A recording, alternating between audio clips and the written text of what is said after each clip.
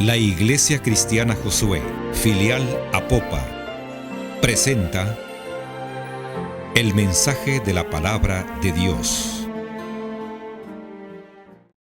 Hermanos, la semana anterior, siguiendo el estudio de Mateo, que una vez más lo repito, el propósito de Mateo es presentar a Jesús como el Mesías, evidenciar por la profecía bíblica y por las evidencias del ministerio de Cristo que Él es el Rey enviado por Dios, el Mesías prometido para redimir a la humanidad. Hoy vamos a hablar, hermanos, la semana anterior predicamos sobre el Rey que fue probado a través de la tentación en el desierto. Hoy vamos a hablar de el Rey obediente.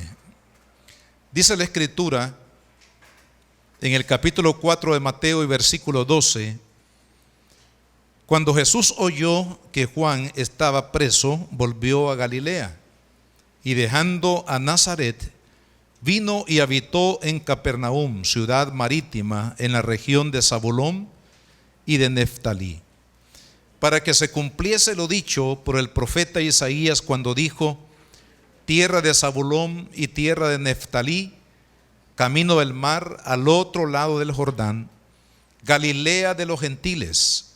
El pueblo asentado en tinieblas vio gran luz, y a los asentados en región de sombra de muerte, luz les resplandeció. Desde entonces comenzó Jesús a predicar y a decir: arrepentíos, porque el reino de los cielos se ha acercado. Y andando Jesús junto al mar de Galilea, vio a dos hermanos, Simón llamado Pedro y Andrés su hermano, que echaban la red en el mar, porque eran pescadores. Y les dijo: venid en pos de mí, y os haré pescadores de hombres. Ellos entonces, dejando al instante las redes, le siguieron. Y pasando de allí, vio a otros dos hermanos, Jacobo hijo de Zebedeo y Juan su hermano, en la barca con Zebedeo su padre, que remendaban sus redes, y los llamó. Y ellos, dejando al instante la barca y a su padre, le siguieron. Versículo 23. Y recorrió Jesús toda Galilea, enseñando en la sinagoga de ellos y predicando el evangelio del reino, y sanando toda enfermedad y toda dolencia en el pueblo.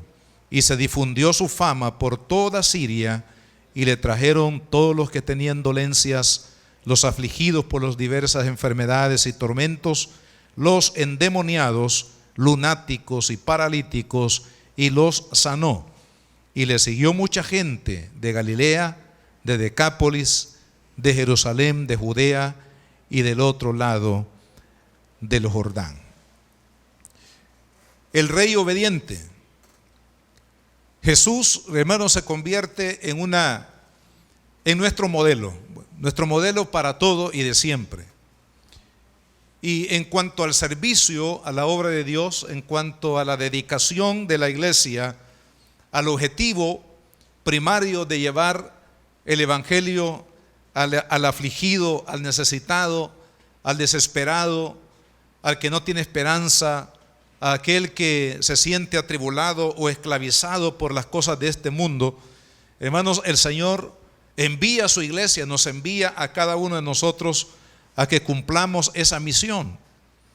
Aquí el Señor, en este pasaje de la Escritura, vemos que está iniciando su ministerio, es decir, la bandera, el banderillazo de salida, como hacen en las carreras por ejemplo, de vehículos, ¿verdad?, de carros. Cuando la bandera da su señal, arranca la carrera. Y esto prácticamente es el inicio del ministerio del Señor Jesús, para el cual Él vino a este mundo. Pero se requirió, hermanos, de una cualidad que también para nosotros como cristianos es de suma importancia, y es la cualidad de la obediencia. No vamos a ningún lado, hermanos, si no somos obedientes a Dios. No podemos crecer, no podemos madurar, no podemos hacer nada, hermanos, en la obra de Dios que sea realmente significativa, agradable a Dios y que pueda traer fruto para Dios, si no va marcado por la obediencia. Y esto fue precisamente lo que veremos aquí en la persona de nuestro amado Señor Jesucristo. Quiero, hermanos, que en primer lugar que veamos cómo el Señor, cuál fue la primera declaración de Jesús del Evangelio. La palabra en el versículo 17 nos habla del arrepentimiento. Jesús comenzó, hermanos, su ministerio precisamente declarando este mensaje que encontramos y que vamos a leer de nuevo el versículo 17. Dice: desde entonces comenzó Jesús a predicar y a decir: arrepentíos, porque el reino de los cielos se ha acercado. Entonces, el mensaje de Cristo es el mensaje del reino de Dios. Y hemos mencionado anteriormente que la palabra, es decir, que la misión de Jesús no fue establecer una religión en el mundo, sino establecer el reino de Dios. Y en el reino de Dios, definitivamente, que es el gobierno de Dios, hermanos, para unirnos a ese reino, a ese gobierno divino, es necesario, dijo Cristo, que exista arrepentimiento. La manera como nos conectamos con Dios, hermanos, y su propósito es precisamente a través del arrepentimiento. El arrepentimiento es el que nos conecta, es el que nos lleva precisamente a participar en el reino de Dios. Pero la pregunta es, hermanos, ¿qué es lo que significa arrepentimiento? La palabra arrepentimiento básicamente significa cambio de mente o cambio de forma de pensar. Ese cambio de mentalidad, ese cambio de forma de pensar, ese cambio, hermanos, que nos lleva del pensamiento natural al pensamiento de Dios, a la mente de Dios, es lo que se llama arrepentimiento. Quiero ilustrarlo de esta manera. Ustedes recuerdan que hay una parábola, o más bien 3 parábolas en un solo capítulo de la Biblia. Y es el capítulo 15 del Evangelio de Lucas. Ahí el Señor nos habla de 3 parábolas que tienen prácticamente el mismo objetivo, hablarnos de lo mismo. Encontramos entre estas 3 parábolas la parábola del hijo pródigo. Algunos dicen que no era un hijo el pródigo, sino que eran 2. Y no les voy a explicar eso hoy, pero queda para otro día. Pero en realidad eran 2 pródigos, no solo uno. Pero hablemos del hijo, hermanos, que le pide al padre la herencia que le corresponde, porque ha decidido ir por el mundo para probar nuevos derroteros, nuevas experiencias en busca de su realización personal. Así que él va al padre, le pide la herencia. Curiosamente, la herencia generalmente era dada por los padres al morir y no antes.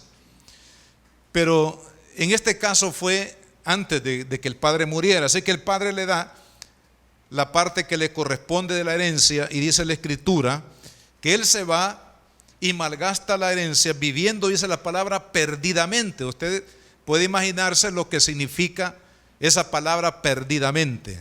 Me imagino que derrochó el dinero en los placeres del mundo, ¿verdad? Ya sea en la comida, en la bebida, en la sexualidad inmoral y en tantas cosas, hermanos, que realmente atrapan el corazón de los hombres en este mundo. Ahora, cuando él estaba ya prácticamente en la ruina, después de haber malgastado y que no tenía nada y tenía hambre y estaba harapiento y estaba como abandonado, definitivamente dice el versículo 17, que ahí es donde quiero llegar. Vea lo que pasó con este hijo. Versículo 17, 15, 17 de Lucas dice: y volviendo en sí, dijo: ¿cuántos jornaleros en casa de mi padre tienen abundancia de pan y yo aquí perezco de hambre? Versículo 18: me levantaré e iré a mi padre y le diré: Padre, he pecado contra el cielo y contra ti, y ya no soy digno de ser llamado tu hijo. Hazme conforme a uno de tus jornaleros. Y levantándose vino a su padre, y cuando aún estaba lejos lo vio su padre, y fue movido a misericordia, y corrió y se echó sobre su cuello y le besó. Y el hijo le dijo: Padre, he pecado contra el cielo y contra ti, y ya no soy digno de ser llamado tu hijo. Ve qué interesante, en el versículo 17 dice: volviendo en sí. O sea, hubo un cambio, hermanos, de mentalidad, un cambio de mente, un cambio de forma de pensar. Y creo que este cambio que se produjo ahí en ese momento de miseria de este hijo, hermanos, se dio precisamente porque en ese momento pudo reconocer o pudo pensar de nuevo de lo que él disfrutaba en la casa del Padre. Es decir, la bendición que él tenía en la casa de su padre, y por su, hermano, por su corazón aventurero, por decirlo de esa manera, había abandonado la bendición de su padre para ir a hacer su propia voluntad. Pero mire, ese conocimiento y esa experiencia que él ya tenía con el Padre, en ese momento hubo un cambio en su mente, un cambio en la forma de pensar, hermano. Cuando el Evangelio de Cristo, hermano, llega a un corazón receptivo, cuando la palabra de Dios llega a una persona que realmente abre su corazón a ella, Dios produce un cambio. El arrepentimiento es un cambio que se produce, hermanos, por el poder del Evangelio en la mente y en el corazón de toda aquella persona que se expone, hermanos, para recibir ese mensaje de Dios. Es Dios el que produce por su palabra ese cambio de mentalidad, ese cambio de forma de pensar en el corazón del hombre. Y hay un cambio realmente en 4 dimensiones en el arrepentimiento, porque no solamente es el cambio de forma de pensar, sino también hay un cambio emocional, porque este joven que había faltado a su padre ahora se siente dolido por haber abandonado la casa de su padre y por haber derrochado la bendición que a lo mejor al padre le había costado tanto poder ahorrar o tener un bien material que ahora el hijo lo ha echado por la borda, hermano. Hubo un dolor en su corazón por haberse actuado, haber comportado, hermano, de esa manera contra su padre. Pero también hubo un cambio de voluntad, porque él dice: me levantaré e iré. No me voy a quedar aquí lamentando lo que ha pasado. No me voy a quedar aquí lamiendo mis propias heridas, sino que él dice: me voy a levantar y voy a ir a mi padre. Hubo un cambio ahí también en el área de la voluntad. Hermanos, el arrepentimiento trae un cambio en nuestra mente, trae un cambio en nuestras emociones o sentimientos, trae un cambio en nuestra voluntad, pero también hay un cuarto efecto del arrepentimiento que yo le llamo el cambio espiritual. ¿Por qué razón? Porque este joven, hermanos, tuvo conciencia de que lo que había hecho era pecado.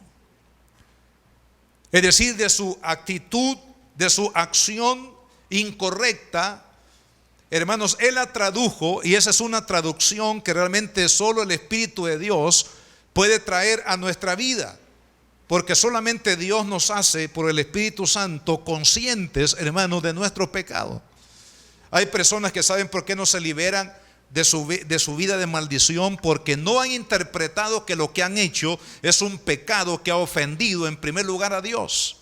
Solamente se lamentan de lo malo que hicieron, y muchas veces la gente se lamenta solamente por las consecuencias de su pecado o de su error o de su falta, pero realmente no se lamentan porque han ofendido a Dios.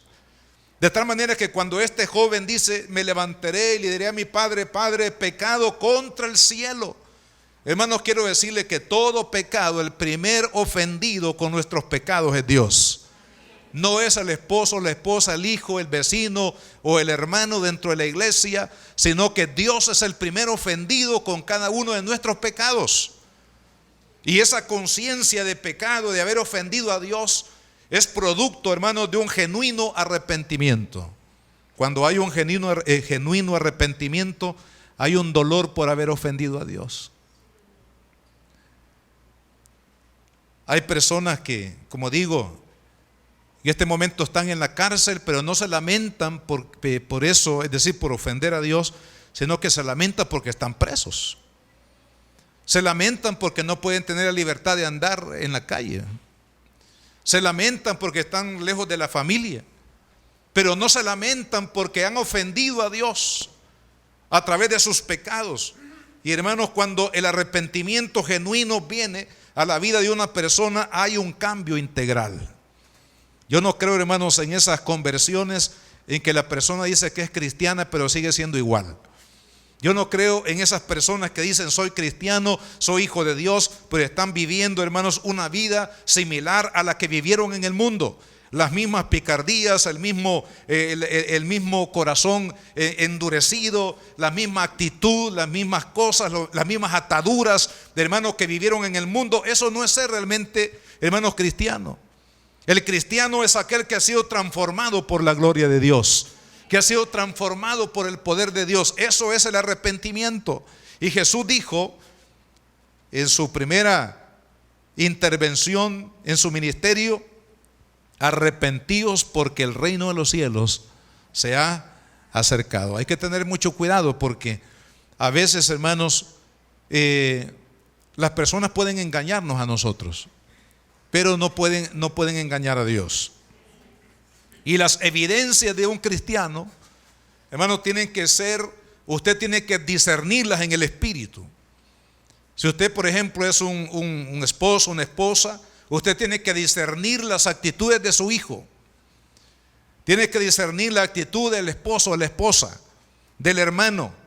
Porque las evidencias del cristianismo verdadero, hermanos, se ponen de manifiesto en la vida de un cristiano que realmente ama al Señor, y de lo contrario, también esas evidencias, hermanos, se han de manifestar en la vida de una persona que realmente no ha sido cambiado por el poder de Dios. Entonces Jesús dice que este reino que Él ha venido a establecer, hermanos, la manera de conectarse con ese reino es a través del arrepentimiento. Hay dos pasajes de la Biblia que hablan precisamente de lo que significa el resultado del arrepentimiento, o el arrepentimiento visto de otro punto, de otro ángulo. En el Evangelio de Juan, en el capítulo 3, vamos a ir ahí. Este es el diálogo que Jesús tuvo con Nicodemo. 3 de Juan dice: de cierto te digo que el que no nace de nuevo no puede ver el reino de Dios. El arrepentimiento, hermanos, incluye un nacer de nuevo. El arrepentimiento es un nuevo nacimiento en la parte, hermanos, espiritual. ¿Y por qué es un nuevo nacimiento? Porque el arrepentimiento, que es el nuevo nacimiento, hermanos, nos lleva al inicio de una vida con el Señor. En el momento que usted entrega su corazón a Cristo, ¿qué es lo que sucede? Hermanos, en ese momento, si ha sido un genuino arrepentimiento de parte de su corazón para Dios, a partir de ese momento, hermanos, la vida del pasado, la vida pecaminosa, la vida de esclavitud en la que habíamos vivido hasta ese momento, queda abolida. Por eso dice Pablo allá en la carta a los Efesios, en el capítulo 4, habla de un nuevo vestido, que nos hemos despojado, dice él, de la vestidura vieja, y nos hemos vestido de un nuevo vestido espiritual. En el momento que venimos a Cristo, hermanos, dice la palabra que nuestra vida de ahí hacia el pasado queda abolida, y de ahí hacia el futuro es una nueva vida. Por eso dice la palabra de Dios que si alguno está en Cristo, nueva criatura es, y las cosas viejas pasaron, y aquí todas son hechas nuevas. A partir de ese momento viene una nueva vida. el perdón, la misericordia, la gracia, el favor de Dios, hermanos, la esperanza eterna de la vida con el Señor comienza a florecer en la vida nuestra cuando el pecado, la mentira, el adulterio, la fornicación, hermanos, la hechicería y todo aquello en lo que nuestra vida fue envuelta antes de conocer a Cristo, hermanos, queda abolida y destruida en nuestra carne. Por eso es que la palabra de Dios dice que es un nuevo nacimiento. Algunos aquí, por ejemplo, aunque ustedes no lo crean, hermanos, pero yo tengo 35 años. No lo creen, ¿verdad? Ya veo que no lo creen porque todos se ponen a reír, como dice, 35 años, no, yo lo veo de 70, dice. No, es que 35 años, bueno, serían 38. Perdón que me estaba quitando años. 38 años, hermano, que entregué mi vida a Cristo. Entonces, esa es mi edad, hermano. Por eso les dije, aunque no lo crean. Porque a partir de ahí, hermanos, comenzó mi vida nueva. Amén. Las cosas anteriores, de esos años anteriores, quedó, hermanos, abolida. Quedó atrás, quedó sepultada realmente en la misericordia de Dios. Y a partir de ahí, hermano, emerge una nueva vida en el Señor. Eso es lo que dice la palabra de Dios, pero es el resultado de un arrepentimiento genuino del corazón cuando el evangelio impacta nuestra vida. En el versículo 5 dice: de cierto te digo que el que no naciere de agua y del Espíritu no puede entrar en el reino de Dios. Dice, no puede ver y no puede entrar. No podemos entender, hermanos, la vida en Dios sino por el nuevo nacimiento. No podemos participar del reino de Dios si no es a través del nuevo nacimiento que es producido en nosotros por el poder de Dios en el momento cuando el arrepentimiento de nuestro corazón, hermanos, es genuino.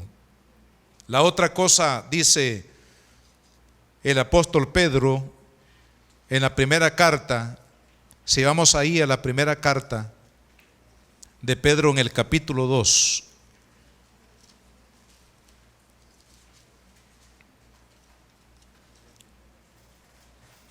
Desechando pues toda malicia, todo engaño, hipocresía, envidias y todas las detracciones, desead como niños recién nacidos la leche espiritual no adulterada, para que por ella crezcáis para salvación, si es que habéis gustado la benignidad del Señor.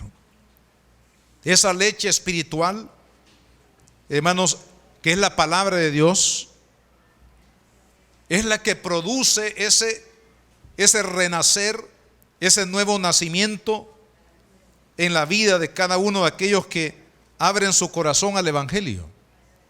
Entonces, cuando Cristo predica el evangelio, hermanos, algunos se arrepintieron y otros no.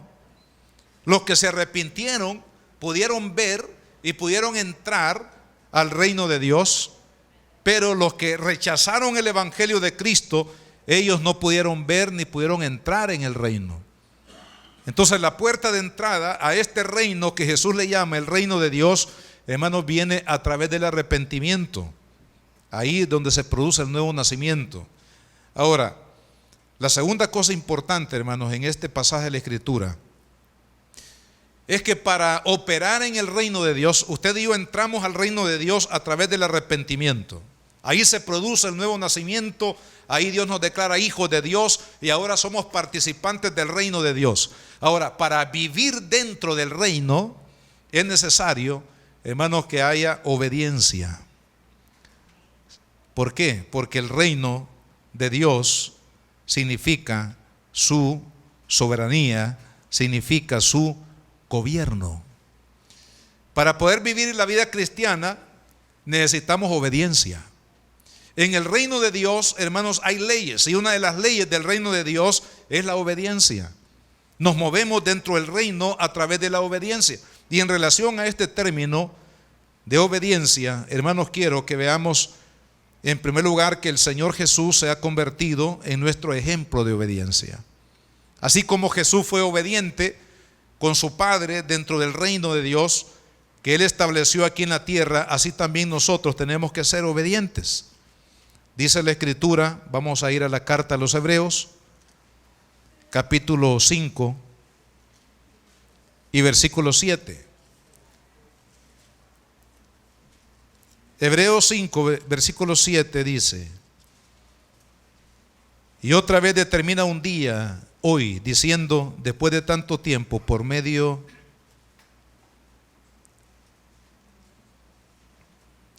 estaba leyendo el 4, 5, 7.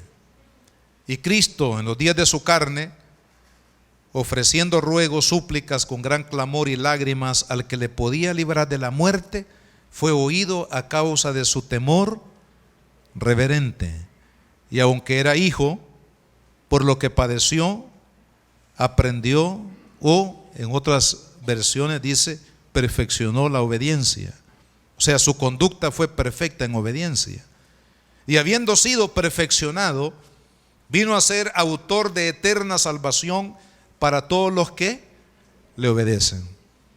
Cristo, hermanos, vivió en obediencia y a causa de esa obediencia logró la salvación de su alma y de la mía. Ahora, eso todos decimos amén y lo aceptamos, ¿verdad que sí? Jesús fue perfectamente obediente y por esa obediencia perfecta Él ganó la salvación para usted y para mí. Ahora, lo que muchas veces, hermanos, no aceptamos, al menos de manera quizás indirecta o por ignorar esta verdad, es que la manera como usted y yo nos relacionamos con ese Cristo que por obediencia ganó la salvación para usted y para mí es a través de la obediencia. Por eso es que dice, y habiendo sido perfeccionado, vino a ser autor de eterna salvación para ¿quiénes? Para todos los que le obedecen. Quiere decir que el que no es obediente, hermanos, no puede participar, no puede vivir en el reino. Podemos vivir en una, hermanos, en una religiosidad. Podemos vivir dentro de una congregación, ser parte de una congregación, pero eso no significa necesariamente que ser parte de una congregación es que seamos parte del reino. El reino es otra cosa, hermano. Claro, ideal sería que todos los que nos identificamos como cristianos y que participamos en una iglesia local y somos parte, somos miembros, hermanos, también son miembros del reino. Eso es lo ideal, ¿verdad? Pero no siempre, hermano. ¿Por qué? Porque si la obediencia no está en nuestro corazón para seguir a Cristo, porque Él trabaja, hermanos, de obediencia a obediencia. Así como Él fue obediente al Padre, así también Él espera que nosotros seamos obedientes también con Él. Para poder conectarnos, para poder vivir la vida del reino, es necesario la obediencia. La otra cosa, ¿sabe cuál es la oración que el Señor quiere que usted y yo estemos haciendo y viviendo sobre todo? Yo sé que la mayoría, las peticiones, las notitas que escribimos, siempre están orientadas a una necesidad, ya sea de enfermedad o económica. Señor, que me ayude, que me provea para esto, para lo otro, que me sane todas las dolencias, o que generalmente están orientadas esas oraciones o peticiones hacia ello. Pero hermanos, mire, esta es la oración que Jesús quiere que usted y yo hagamos todos los días. En Mateo 6 y versículo 9 dice: vosotros pues oraréis así. ¿Cómo nos enseñó el Señor a orar? Padre nuestro que estás en los cielos, santificado sea tu nombre. Es una expresión de alabanza y de reconocimiento a Dios. En el versículo 10, ¿cómo nos enseña Jesús a orar? Venga tu reino, hágase tu voluntad como en el cielo, así también en la tierra. Venga tu reino. Jesús no está hablando del reino escatológico, no está hablando de la segunda venida de Cristo. En este versículo le está hablando que en mi vida, cada día, en toda circunstancia, hermanos, el reino de Dios, el gobierno de Dios sea sobre mi vida. Es decir, la soberanía de Dios, su voluntad tiene que ser cumplida en mi vida. Y hermanos, cada uno de nosotros tenemos que aprender a hacer esta oración y a vivirla. Dios quiere que usted y yo hagamos su voluntad. El que no vive en la voluntad de Dios va a tener muchos problemas, va a tener muchas desilusiones en su vida, va a tener muchos conflictos en su vida. Pero aquel que aprende, hermanos, los que aprendemos y le pedimos a Dios que nos ayude a vivir en su voluntad, y esa voluntad la haremos por medio de la obediencia. Algo similar, la oración, digamos, similar, es la que Jesús hizo allá en el huerto de Getsemaní, en el capítulo 26 de Mateo. El Señor está por ir al Calvario, y antes de ir al Calvario, el Señor le dice a sus discípulos: vengan, vamos a orar. Les compartió la angustia que había en su corazón, y luego el Señor se apartó un poco y comenzó a orar, y los discípulos, usted sabe que se durmieron, ¿verdad? Bueno, no es nada extraño que los discípulos se duerman cuando oran. Pero el Señor, dice la palabra, que en 3 oportunidades oró lo mismo, diciendo: Padre, si no puedes pasar de mí esta copa para que yo la beba, Señor, que no se haga como yo quiero, sino como tú quieres. Esa era la voluntad de Dios. Y hermano, Jesús estaba dispuesto a obedecer cuando Él dice: no se haga lo que yo quiero, sino lo que tú quieres. Y esa es la oración que los cristianos debemos de aprender a hacer, hermano. Esa es la oración principal. Fíjese, antes del pan de cada día, antes de la protección, antes de cualquier otra petición que usted ve en el Padre Nuestro, la primera oración que debemos de aprender a hacer es decirle: Padre, yo quiero vivir en tu voluntad y no en la mía.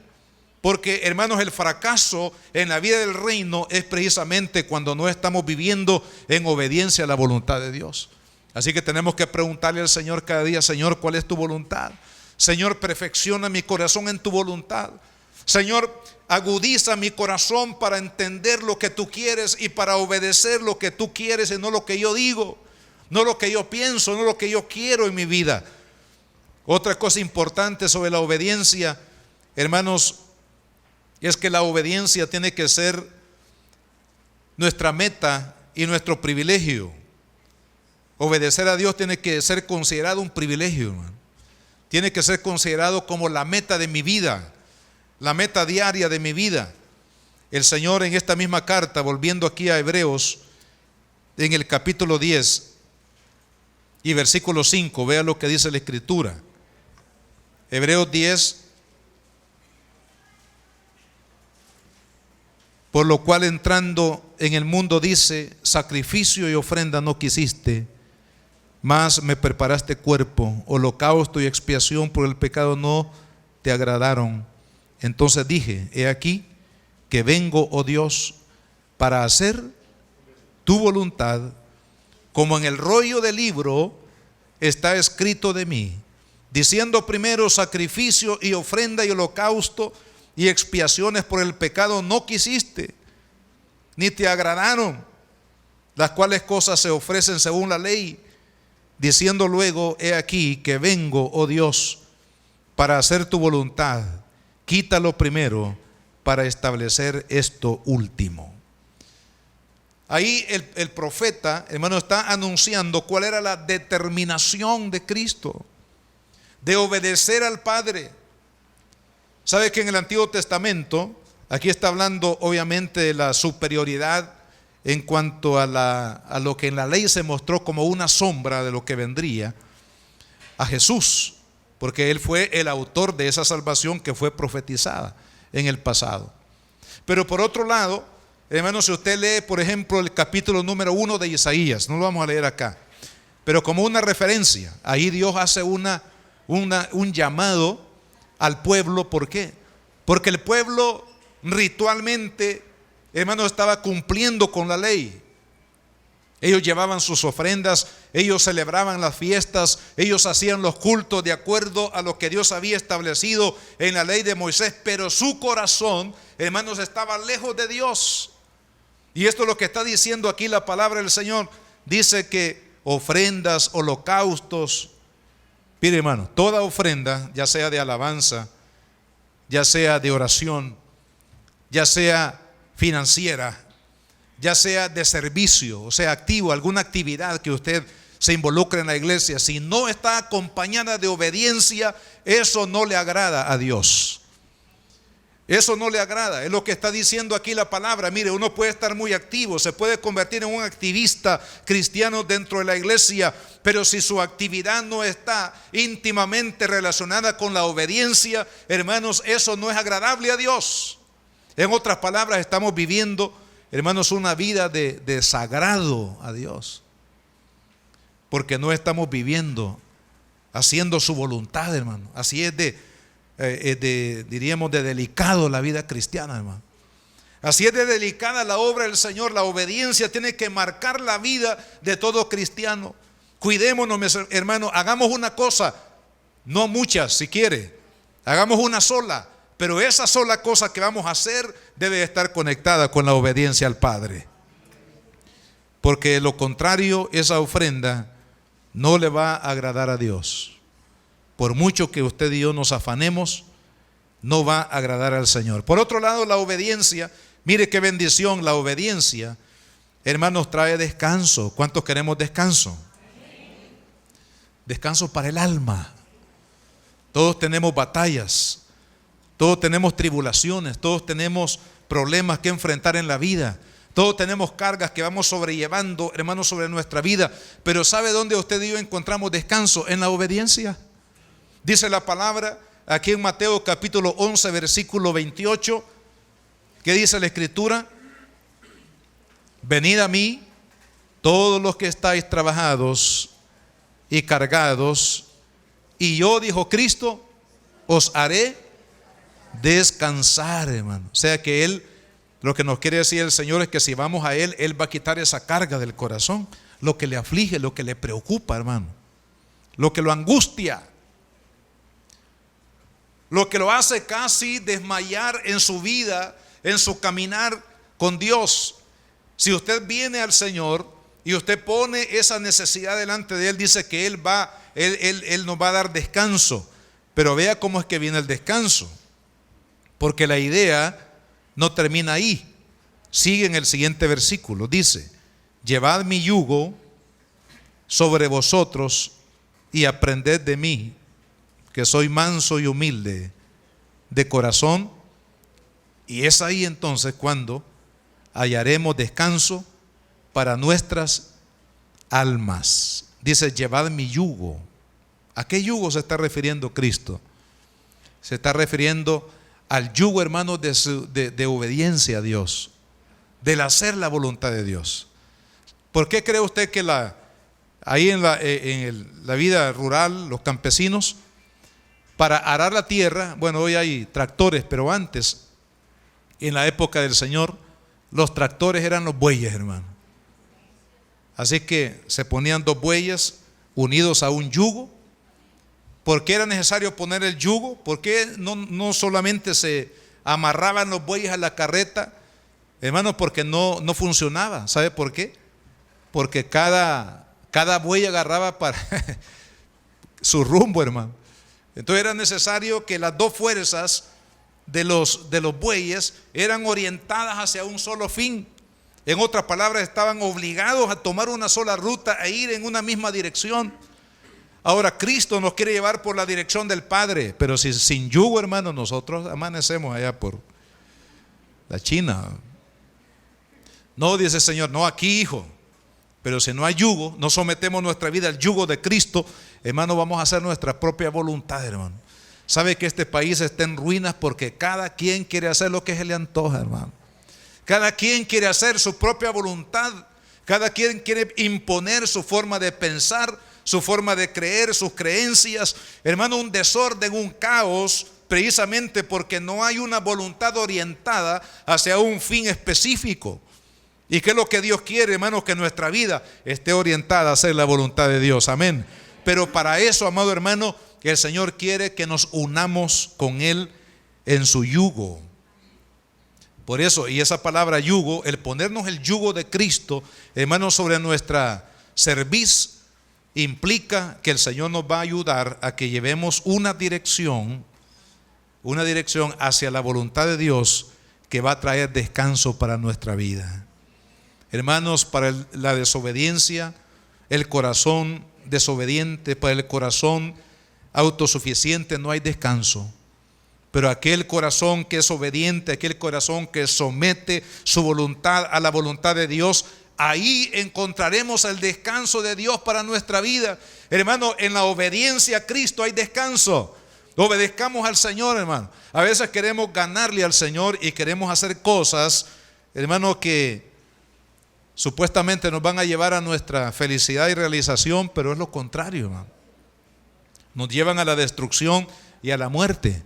Dice la Biblia que hay caminos que al hombre le parecen rectos, pero el final de ese camino es camino de muerte.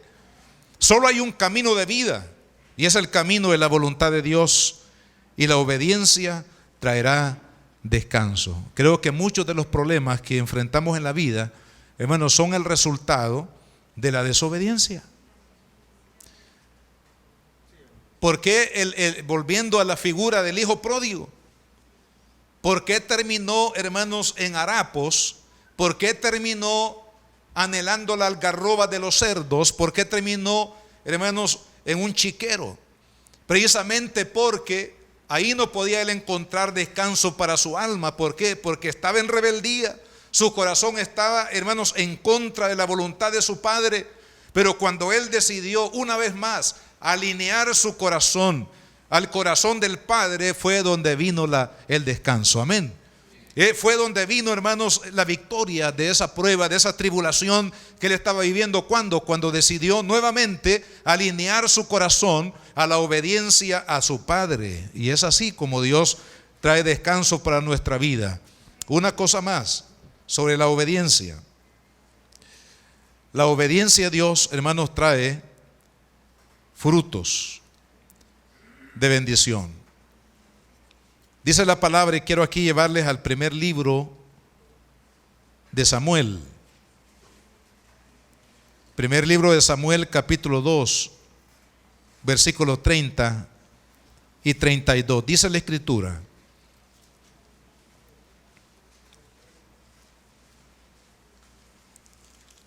Primera de Samuel 2, 30. Por tanto, Jehová, el Dios de Israel, dice: ¿no había dicho que tu casa y la casa de tu padre andarían delante de mí perpetuamente? Mas ahora ha dicho Jehová: nunca yo tal haga, porque yo honraré a los que me honran, y a los que me desprecian serán tenidos en poco. Veamos el siguiente versículo. He aquí vienen días en que cortaré tu brazo y el brazo de la casa de tu padre, de modo que no haya anciano en tu casa. Verás tu casa humillada, mientras Dios colma de bendiciones a Israel, y en ningún tiempo habrá anciano en tu casa. Este es un juicio que Dios determinó sobre el profeta Elí y sobre su descendencia. Ahora, ¿por qué razón, hermanos, Dios pronunció esta maldición sobre Elí y sobre su descendencia? Precisamente porque se rebelaron contra él. Y la rebelión, que no es más que la desobediencia, hermanos, a Dios, produjo en la vida de este hombre y en la vida de su descendencia una maldición. Precisamente por la rebeldía, por la desobediencia de su corazón. Hermano, mire, quiero decirle de todo corazón, la desobediencia, la rebeldía de nuestro corazón hacia la voluntad de Dios no va a traer nada bueno a nuestra vida, sino lo que va a traer es maldición sobre nuestra vida, va a traer, hermanos, destrucción a nuestra vida. Pero ahora veamos el otro, diríamos la otra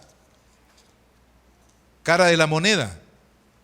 En el versículo 35 dice: y yo me suscitaré un sacerdote fiel que haga conforme a mi corazón y a mi alma, y yo le edificaré casa firme, y andará delante de mí ungido todos los días. Lo contrario a la maldición que fue, hermanos, pronunciada sobre Elí. Ahora, ¿a quién se está refiriendo? Se está refiriendo a Samuel, hermano. Y ya luego viene en el capítulo 3 la manera como Samuel es escogido por el Señor, y cómo Dios comienza a manifestar su gloria en la vida de Samuel. ¿Por qué razón? Porque Samuel, hermanos, sería un siervo, porque aquí está hablando proféticamente, un siervo que tendría un corazón sensible para obedecer la voluntad de Dios. Para los que somos, hermanos, con la ayuda del Señor, en nuestro corazón sensibles a la obediencia a Dios, a vivir de acuerdo a su voluntad, para ellos Dios les va a edificar casa firme. Dios les va a dar su unción. ¿Cuántos queremos la unción de Dios todos los días en nuestra vida? ¿Cuántos queremos una casa firme? No me refiero a una casa en el sentido físico, sino una vida firme de bendición, de respaldo, de ayuda, de manifestación del poder de Dios sobre nosotros, hermanos. Si eso es lo que queremos, Dios dice en su palabra entonces que la obediencia trae ese fruto de bendición a nuestra vida. Dios está con aquellos que deciden obedecerle. Finalmente, quiere decir, hermanos, que la vida del reino que Jesús menciona aquí, volviendo a Mateo 4, es para aquellos que caminan en obediencia. Y esto es lo que va a pasar, hermanos, cuando decidimos obedecer. Mire, en virtud de que Cristo vivió obedientemente a Dios y al Padre, cuando Él comenzó su ministerio, dice que comenzó a llamar a los discípulos. Y en el versículo 23, cuando Jesús inició su ministerio, se fue, dice que recorrió toda Galilea, predicando el evangelio del reino, sanando toda enfermedad y toda dolencia en el pueblo. Le trajeron los que tenían dolencias, afligidos por enfermedades, tormentos, endemoniados, lunáticos, paralíticos, y a todos los sanó. ¿Sabe cuándo, ya sea particularmente o como iglesia, sabe cuándo, hermano, esta iglesia y cada uno de nosotros vamos a ser fructíferos en el ministerio, en la obra de Dios? ¿Sabe cuándo Dios nos va a usar de una manera extraordinaria en nuestra vida? ¿Sabe cuándo Dios va a usar a una iglesia, hermanos, para llevar la gloria de Dios a los afligidos, a los enfermos, a los esclavizados? ¿Sabe cuándo vamos a traer las almas a los pies de Cristo? ¿Cuándo vamos a traer las multitudes al reino de Dios? Cuando usted y yo decidamos, determinemos en nuestro corazón, hermanos, vivir en obediencia a Dios. Que la voluntad de Dios sea nuestra prioridad, porque eso fue lo que hizo Jesús. Por eso le llamo a este mensaje el Rey obediente. Porque, hermanos, cuando Jesús comenzó su ministerio, el respaldo del Espíritu estuvo sobre él 100%. Toda alma que venía, hermanos, angustiada, encontraba en Cristo una respuesta para su necesidad. Toda vida quebrantada por Satanás y el pecado era restaurada en las manos de Cristo, precisamente porque en Él estaba perfeccionada la obediencia al Padre. Hermano, esto no se trata de religión, de esto no se trata de alguna actividad de buena voluntad hacia el mundo. No, esto se trata de vivir la voluntad de Dios, de vivir en el reino de Dios. Y para vivir en el reino es necesario, hermanos, la obediencia. Por eso es que el cristiano, cada uno de nosotros tenemos, hermanos, que estar comprometidos con la obediencia. No permita, hermanos, que las cosas secundarias de lo que hacemos dentro de la iglesia tome el primer lugar en nuestra vida. No se trata de cuánto yo voy a hacer por Dios. Se trata de cuán obediente soy para Dios. No se trata cuánto quiero avanzar, cuánto quiero crecer, hasta dónde debo de llegar, sino que se trata, hermanos, de cuánta obediencia debe de haber en mi corazón para honrar a Dios en todo lo que yo haga. Y es ahí, hermanos, cuando nos preparamos para ser fructíferos. Cuando estamos dispuestos a obedecer y hacer la voluntad del Señor. Cristo es nuestro ejemplo. Sigamos el ejemplo de nuestro amado Señor Jesucristo. Póngase de pie, vamos a orar.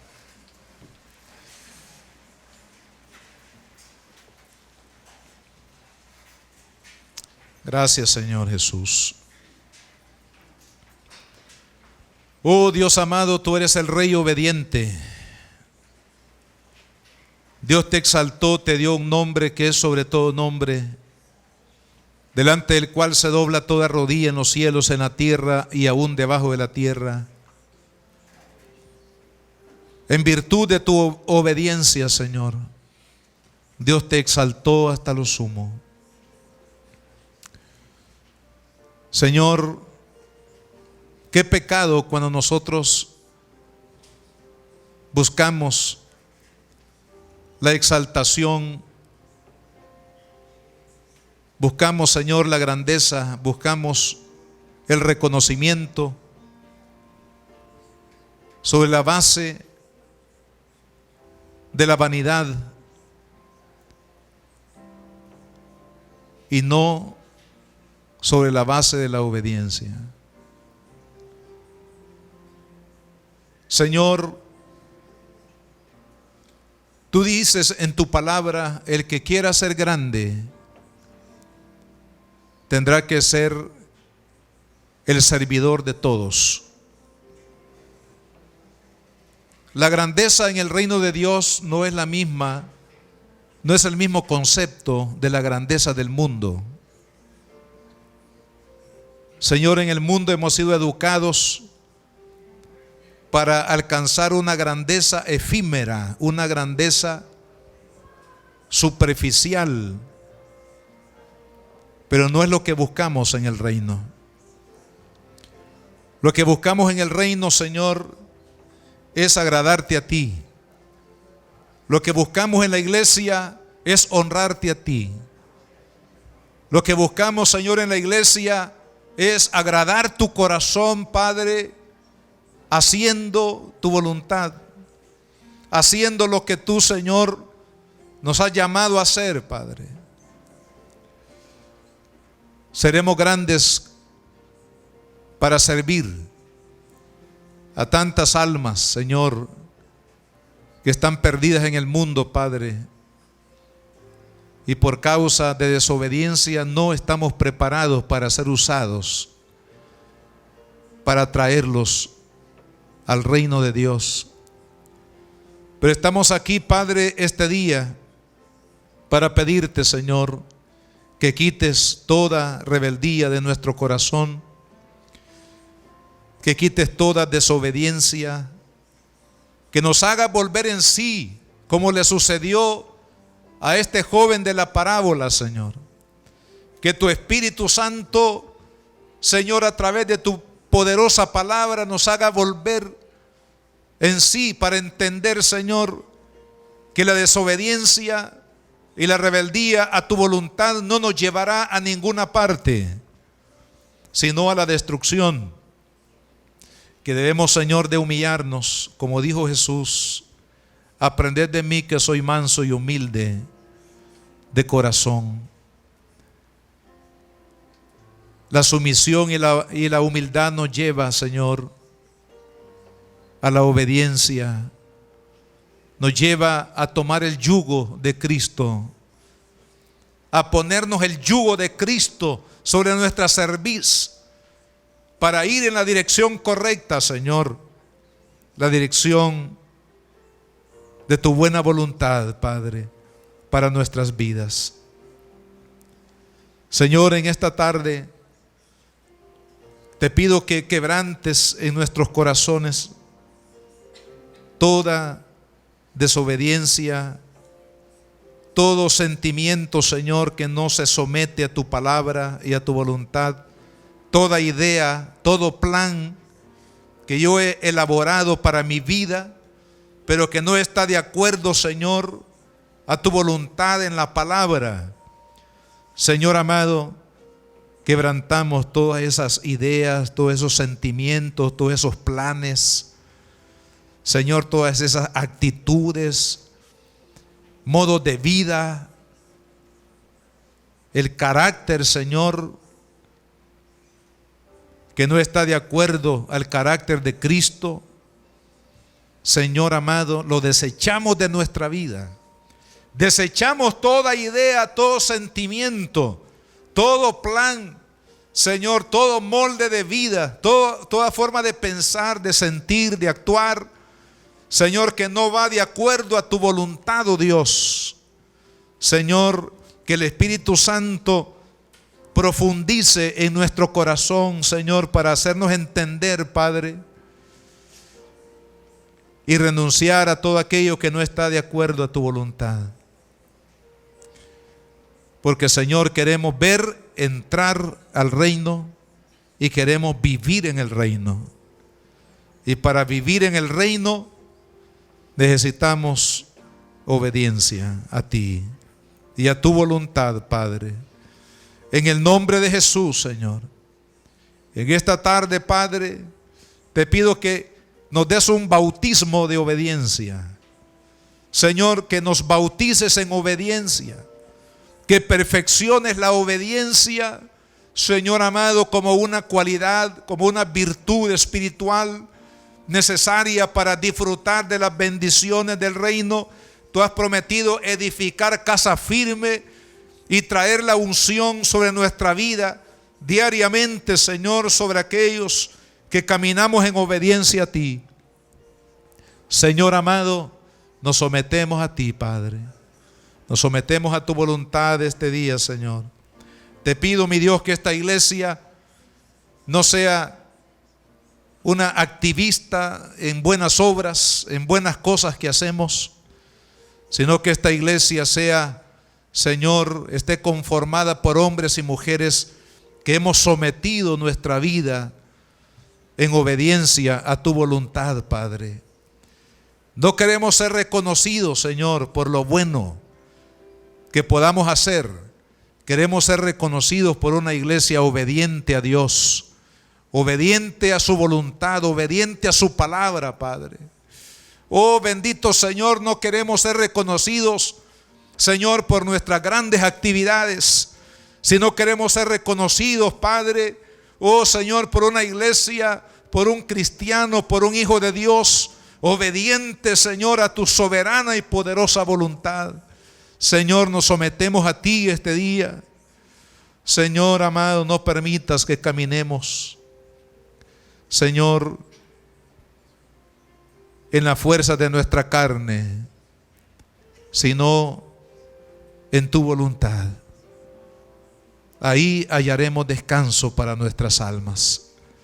Señor de la gloria, te entrego, Señor, esta iglesia, te entrego, Padre, la vida de cada uno de mis hermanos, a tu buena voluntad, Señor, para que tú nos hagas crecer, oh Dios, Señor, en amar y en hacer tu voluntad, como Jesús dijo, Señor.